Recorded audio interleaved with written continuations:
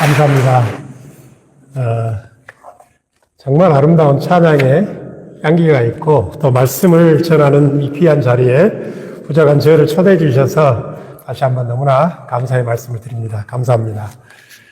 저희들이 이렇게 삶 속에 가져가고 있는 가장 소중한 말을 옆에 있는 교우들에게 전하는 시간을 가졌으면 좋겠어요. 옆에 있는 교우의 눈과 또 손을 바라보시면서 사랑합니다 전해주세요.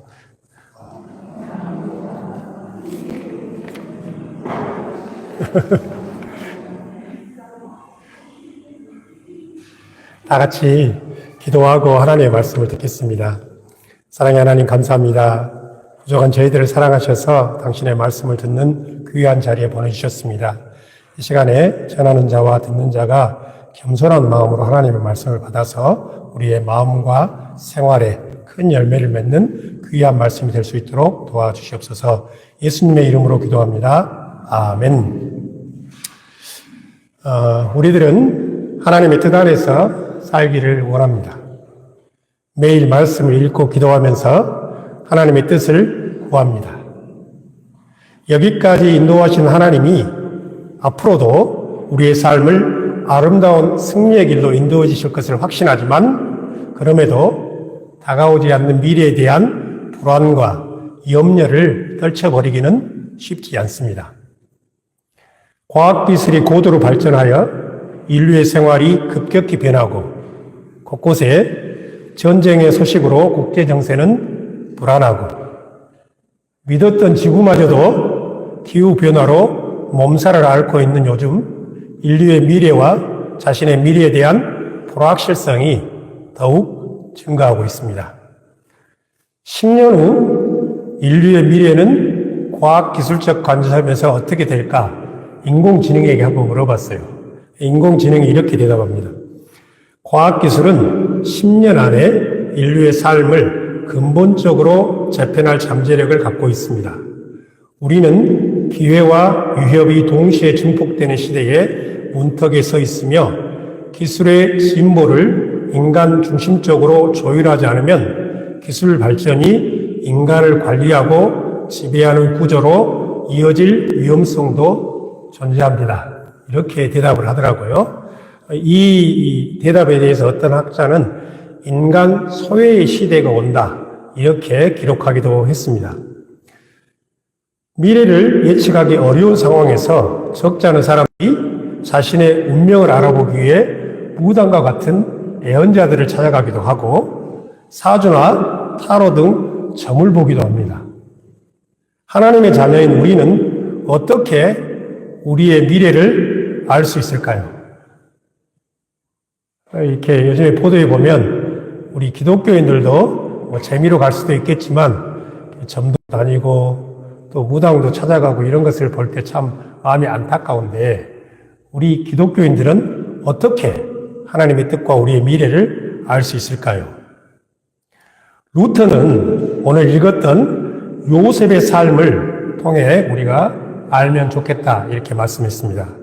루터는 요셉의 삶을 죄인들을 부르시고 위로하고 치료하시며 성장시켜서 생명의 길로 인도하시는 하나님의 전형적인 통치 방법으로 소개하였습니다. 요셉의 삶을 통해 하나님의 계획과 또 하나님의 뜻을 발견하는 말씀이 되었으면 합니다.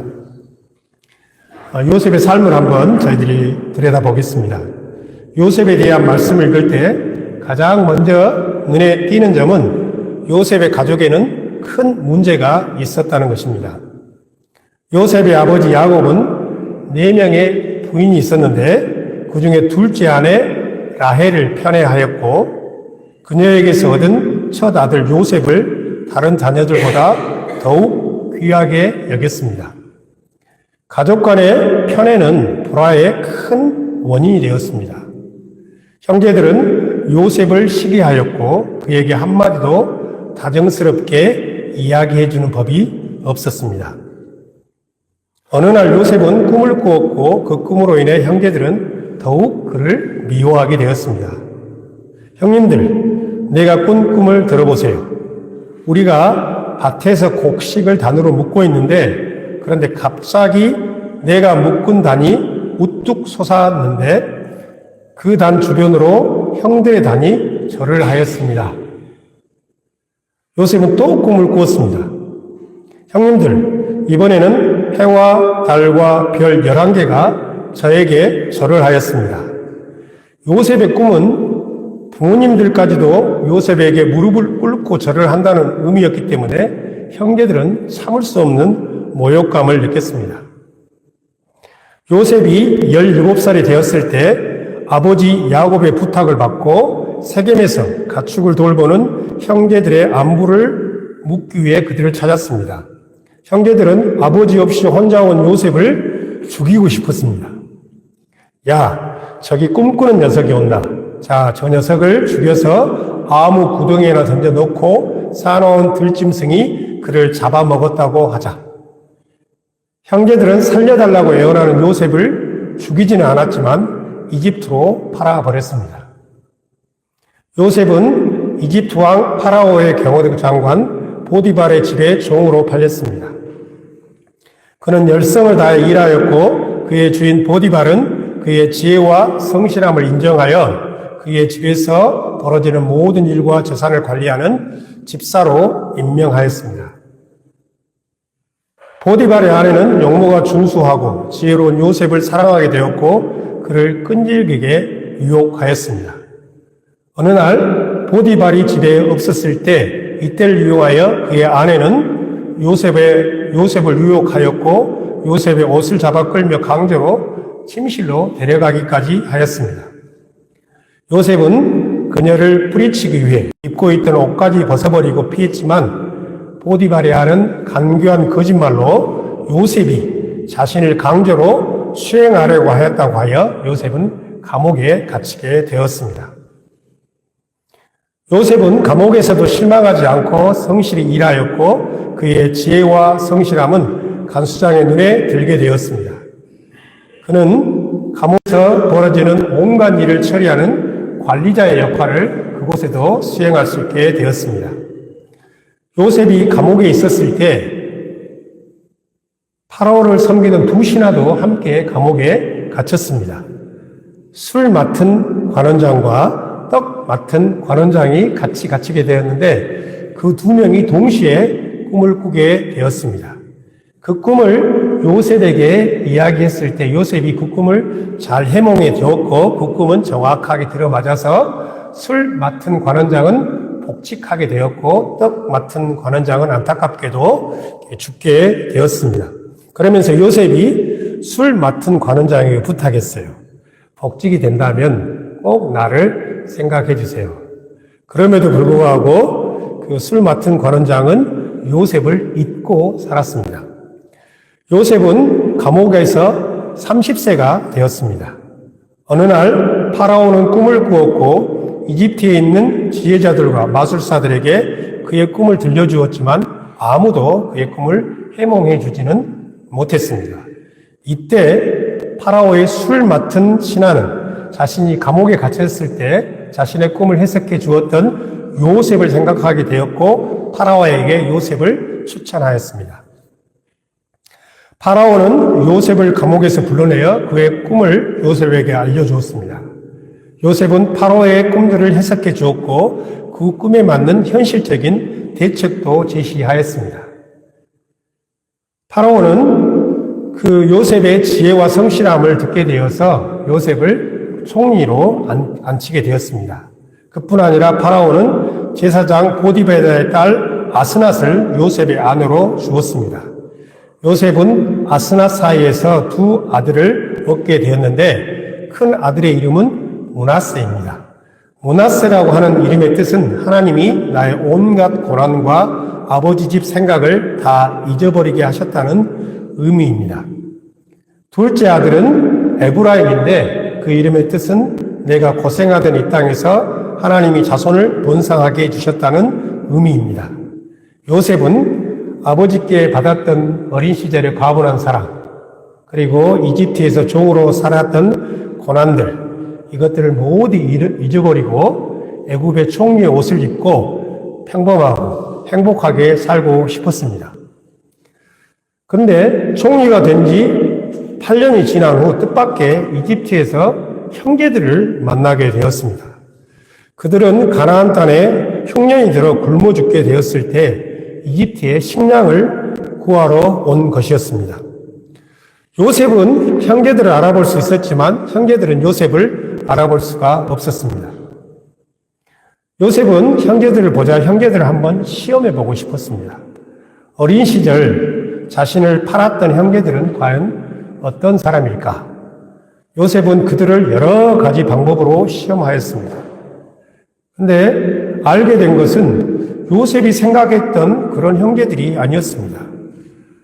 형제들은 요셉을 팔았던 것을 후회하고 있었고 자신의 어머니 라헬을 통해서 낳았던 요셉과 베냐민이 있는데 요셉의 배 같은 동생 베냐민을 위해서 자신의 목숨까지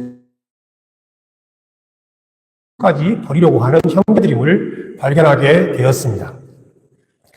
요셉은 형들의 진심을 알게 되었을 때 복받치는 감정을 억누르지 못하고 그들을 껴안고 울었습니다. 오늘 읽었던 말씀 시작 부분이에요.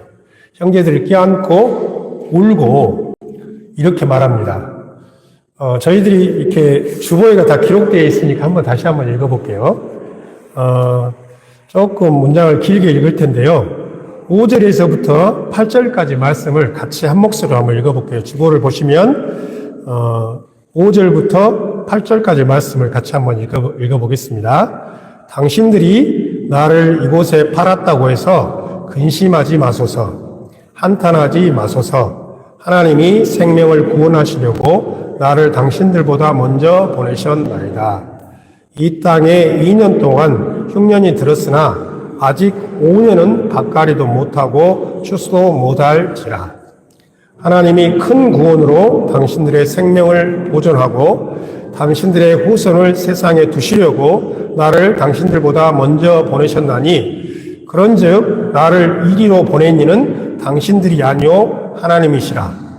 하나님이 나를 바로에게 아버지로 삼으시고 그 온 집의 주로 삼으시며 애굽 온 땅의 통치자로 삼으셨나이다. 아멘. 요셉은 모든 일이 성취된 후에 비로소 자신이 꾸었던 꿈의 의미를 알게 되었습니다. 12볏단 중에 자신의 볏단이 우뚝 서고 다른 11볏단이 자신의 볏단에 절했던 것. 해와 달과 별 11개가 자신을 향해 절을 했던 그 모든 것이 하나님의 뜻의 출발점이었다는 것을 알게 되었습니다. 형제들의 손에 팔렸던 비극과 이집트에서 고난 그리고 이집트의 총리가 된 자신의 모습까지 모두 하나님의 계획과 뜻 안에 있다는 사실을 깨닫게 된 것입니다. 저희들이 이제 요셉의 삶에 대해서 쭉 개관을 해봤는데 같이 한번 말씀을 더 한번 생각해 보겠습니다. 요셉의 삶에 하나님의 계획은 은밀하게 감춰져 있었습니다. 요셉의 삶 곳곳에 하나님의 뜻이 숨겨져 있었지만 요셉 자신은 그의 인생이 어떻게 전개될지를 알지 못했습니다. 전도서 8장에 이렇게 말씀합니다. 우리가 비록 장래일을 몰라서 크게 고난을 당한다고 해도 앞으로 일어날 일을 말하여 줄 수 있는 사람이 누구인가? 어느 누구도 우리의 미래에 대해서 말해줄 사람은 없다는 것입니다. 사람의 지식과 경험의 한계로 인해 다가올 미래를 쉽게 파악할 수 없습니다. 그럼에도 한 가지 알아야 될 사실은 하나님은 사랑한 자녀들에게 그의 뜻을 점진적으로 드러내 주십니다. 예수님은 제자들을 부르신 후 이렇게 말씀하셨습니다. 이제는 너희를 종이라 하지 아니하리니 종은 주인이 하는 것을 알지 못함이라. 너희를 친구라 하였노니 내가 내 아버지께 들은 것을 다 너희에게 알게 하였습니다. 예수님은 제자들을 친구라고 불러주셨습니다. 그 이유는 종은 주인이 하는 일을 알지 못해요. 왜 나에게 이런 일을 시키는지 그냥 명령에 순종할 뿐이에요. 그렇지만 제자들은 그렇지 않아요. 친구들은 그렇지 않아요. 친구의 마음을 알고 있고 친구가 뭘 하려고 하는 것을 알고 있고 함께 일하는 동역자로 일하기 때문입니다. 모세가 하나님의 영광을 구했을 때 하나님은 그를 큰 바위에 숨기시고 자신의 등을 보여주셨습니다. 왜냐하면 하나님의 얼굴을 보고서는 살자가 없기 때문입니다. 예수님은 제자들의 발을 씻겨주신 후 베드로에게 말씀하셨습니다. 내가 하는 일을 지금은 알지 못하나 나중에는 알게 될 것이다 말씀하셨습니다. 우리는 일의 시작부터 하나님의 뜻을 명확히 이해할 수는 없습니다. 이는 하나님이 모세를 큰 바위에 숨기시고 보호해 주시는 은혜입니다. 저희들이 한번 생각해 보세요. 만약에 나의 미래를 내가 다 알고 있다는 것이 축복일까요? 미래를 알 수 있다면 어떤 일이 벌어질까요? 오히려 교만하게 되어서 결국 파멸의 길로 나아가게 될 것입니다. 하나님이 아브라함에게 말씀하셨습니다. 너는 내 고향, 친척, 아버지 집을 떠나 내가 지시하는 땅으로 가거라. 이게 하나님의 뜻이겠죠. 아브라함은 하나님의 선하심과 그의 약속을 믿고 어디로 갈지를 알지 못했지만 옛 고향을 용기 있게 떠나 새로운 곳으로 향했습니다. 하나님은 모세에게 그의 얼굴을 보여주시지 않았듯 그럼에도 모세의 기도를 들으시고 그의 등을 보여주셨다는 사실은 우리에게 큰 의미를 갖습니다. 우리는 하나님의 뜻을 다 이해할 수는 없지만 그래도 하나님은 우리를 동역자로 생각하시기 때문에 그의 뜻을 드러내 주세요. 하나님의 뜻은 그러므로 우리의 삶 곳곳에 은밀히 숨겨져 있습니다. 하나님은 본질적으로 사랑과 은혜의 하나님이시지만 때로는 성도들에게 고난과 실패도 허락하십니다. 이러한 경우 성도들은 하나님을 진노하시는 무서운 분으로 느낄 수밖에 없습니다. 그럼에도 하나님의 손에 자신을 맡기고 그의 선하심을 믿고 소망 가운데 살아가면 하나님은 반드시 그의 자녀들을 구원해 주십니다. 성도들은 이러한 과정을 통해 겸손과 인내를 배우게 되며 그리스도의 장성한 분량에 이르는 신앙을 소유하게 됩니다. 왜냐하면 고난과 실패로 단련되지 않는 신앙은 쉽게 흔들리기 때문입니다. 하나님은 요셉을 이스라엘을 구원하는 인물로 선택해 주셨습니다. 17살의 요셉은 그 큰 일을 감당할 수가 없습니다. 그렇기 때문에 하나님은 몇 년 동안이에요? 13년 동안 시험하시고 연단하셔서 요셉이 바로 앞에 섰을 때, 이집트의 왕 파라오 앞에 섰을 때 파라오는 요셉을 보자마자 느꼈어요. 이분은 지혜와 성실함이 출중하기 때문에 이집트 전체를 맡길 수 있는 총리로 부족함이 없다 이렇게 느끼게 되었습니다.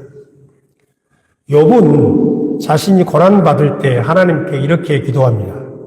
내가 가는 길을 그가 아시나니 그가 나를 단련하신 후에는 내가 정금같이 나오리라. 아멘. 하나님의 계획과 성취 사이에는 상당히 긴 시간이 놓여 있습니다. 하나님의 선하신 뜻 안에서 연단 시간을 보내는 것입니다. 기다림과 연단의 시간은 여러분도 느끼셨지만 정말 느리게 흐르고 어두운 밤길을 걷는 것처럼 불안하겠지만은 말씀에 의하면 우리에게는 꼭 필요한 시간입니다. 이스라엘 백성이 하나님을 떠나 우상을 만들거나 섬겼던 이야기가 구약 성경에 기록되어 있습니다. 왜 그랬을까요? 하나님을 믿음에도 불구하고 그들은 하나님을 떠나 우상을 만들기도 하고 우상을 섬기기도 했습니다. 이 사건들을 잘 읽어보면 이스라엘 사람들은 지금 당장 우리를 구원하여 주십시오라는 생각에 사로잡혀 있었기 때문입니다. 저희들이 한번 이렇게 생각해 볼게요. 치료가 필요한 중독들이 있어요. 예를 들자면 알코올 중독도 있을 거고 어떤 사람은 도박 중독도 있어요. 이런 그 중독들의 공통된 특징이 무엇일까요? 그것은 내가 하는 행동과 결과를 빨리 보고 싶어 하기 때문에 그래요. 알코올을 마시면은 금방 사람이 취해서 어때요? 세상 일을 잃어버리게 되잖아요. 잊어버리게 돼요. 도박 중독은 내가 버튼만 누르면 금방 결과가 나와요. 이런 일을 좋아하는 사람들이 중독에 빠지기가 쉽고 그분들은 치료가 필요해요. 그렇기 때문에 하나님 우리를 사랑하시기 때문에 하나님의 계획과 그의 성취 사이의 거리가 상당한 시간이 있어요. 이 시간 동안에 기다리면서 우리의 믿음을 성숙하게 만드는 시간이에요. 하나님 앞에서 정금같이 나오는 시간입니다. 기다림의 시간은 하나님이 주신 은혜의 시간이기도 합니다. 이 시간 동안 하나님의 약속과 소망을 붙잡고 열심히 기도하며 믿음으로 살아야 합니다. 성경은 우리의 믿음은 기다림과 성실을 통해서 훈련되고 성숙해진다고 말씀합니다. 히브리서 11장은 우리의 믿음의 선진들이 보여준 믿음의 여정을 찬양하고 있습니다. 모두 믿음을 가지고 인내로서 그들 앞에 놓인 경주를 승리로 이끌었던 우리의 믿음의 선진들입니다.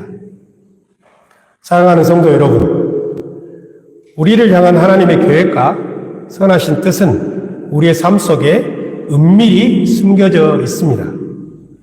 시간이 지나고 우리의 기다림이 익어갈 때 점점 하나님의 계획이 우리에게 명확히 드러납니다.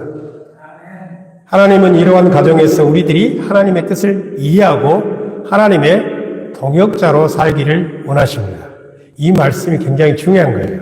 하나님이 처음 아담을 지었을 때 홍수의 시험 후에 노아를 구원의 백성으로 삼아주셨을 때 아브라함을 불러주셨을 때 동일하게 해주셨던 말씀은 나는 너희를 종으로 생각하지 않고 동역자로 생각한다.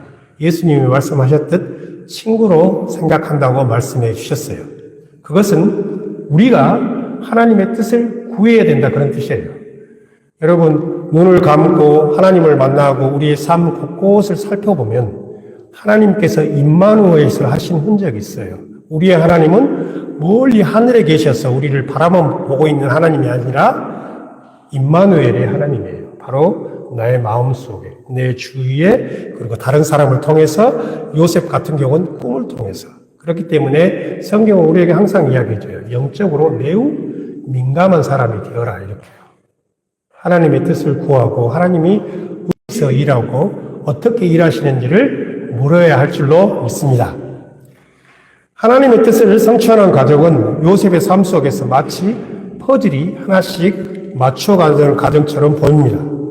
하나님이 그림 전체 그림을 보려면 하나님이 그린 전체의 그림을 보려면 우리에겐 두 가지가 필요한 것 같아요. 하나는 인내와 성실입니다. 우리 믿음의 선진들이 걸어갔던 길에 대해서 히브리서 11장 말씀을 다시 한번 참고해 보면요.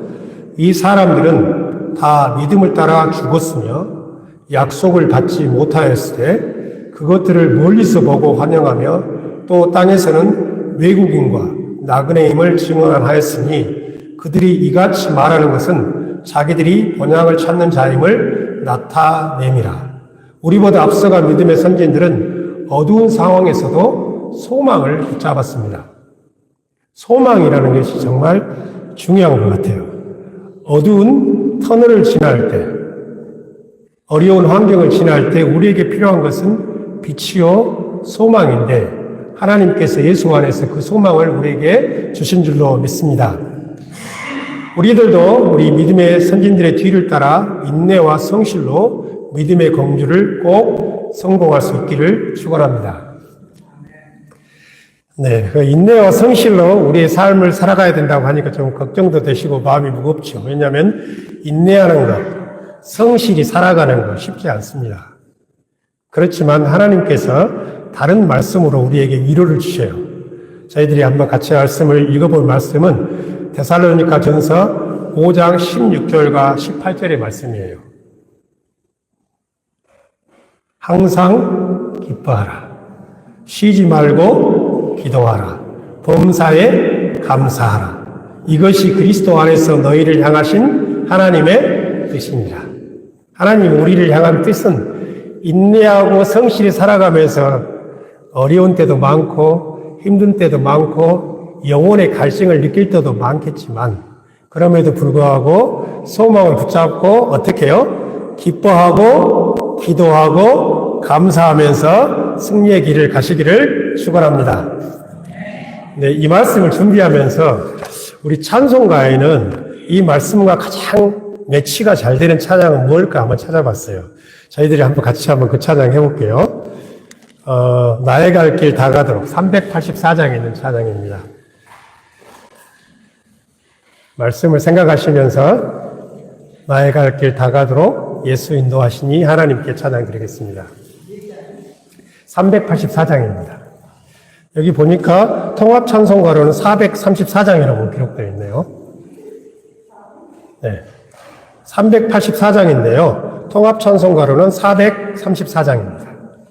나의 갈 길 다 가도록.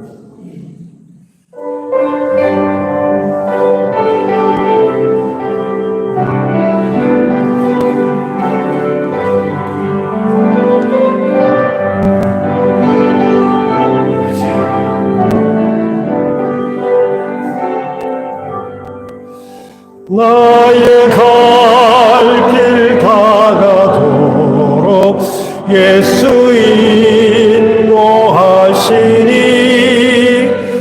내 주 안에 있는 긍휼 어찌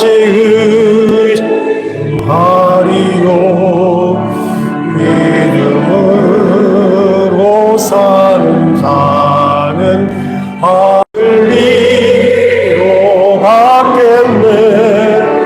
무슨 일을 만나든지 만사여 고하리라 무슨 일을 만나든지 만사여 고하리라 갈 길 다 가도록 예수 인도하시니 어려운 일 당할 때도 족한 은혜 주시네 나는 심히 고단하고 영원 내로 가라마 나의 샘물 나게 하시네 나의 앞에 반석에서 샘물 나게 하시네 나의 갈 길 다 가도록 예수 인도하시니 그의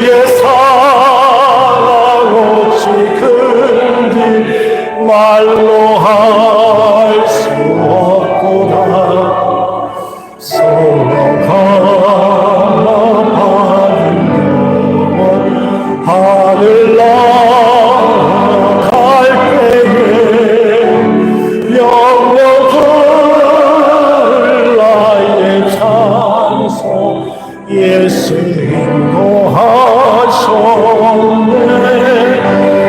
영영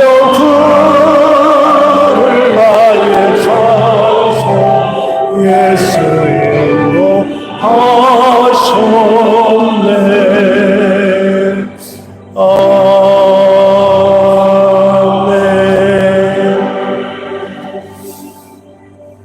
아멘. 사랑의 하나님 감사합니다. 이 시간에도 부족한 저희들에게 귀한 말씀의 향기를 허락해 주셔서 그 향기 속에서 우리의 삶을 돌아보게 되었습니다.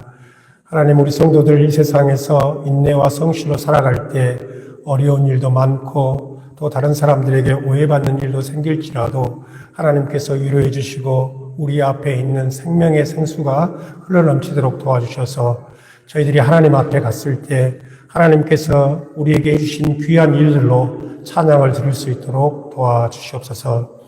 우리가 살아가는 세상을 봅니다. 이 시간에도 정말 많은 사람들이 어려움을 당하고 있고 곳곳에 전쟁 때문에 좌절과 실망에 쌓여 있는 사람들도 있습니다. 특별히 우리나라의 장마와 홍수로 인해 정말 많은 사람들이 고난과 어려움을 당하고 있는데 하나님 그들에게 일어날 수 있는 힘도 허락해 주시고 우리가 함께 한다라고 하는 위로의 마음도 전해 주셔서 우리들이 이 세상에 살아가는 동안 하나님으로 인해서 하나님이 주신 것들로 인해서 나누고 베푸는 삶을 하나님께 아름답게 드릴 수 있도록 도와주시옵소서. 예수님의 이름으로 기도합니다. 아멘.